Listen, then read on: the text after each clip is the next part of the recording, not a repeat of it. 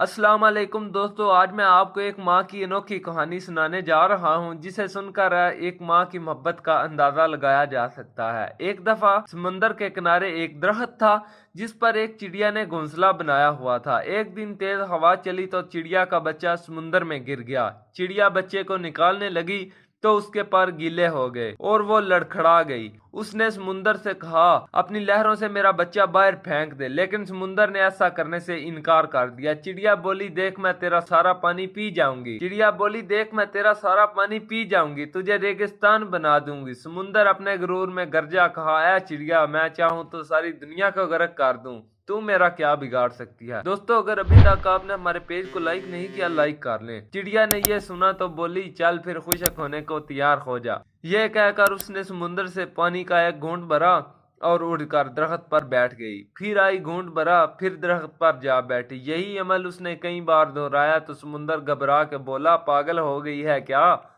क्यों मुझे खत्म करने लगी है। मगर चिड़िया अपनी धुन में ये अमल दोहराती रही। अभी उसने सिर्फ 20-25 बार ही पानी के घूंट पिए होंगे। समुंदर ने एक जोर की लहर मारी और चिड़िया के बच्चे को समुंदर से बाहर फेंक दिया।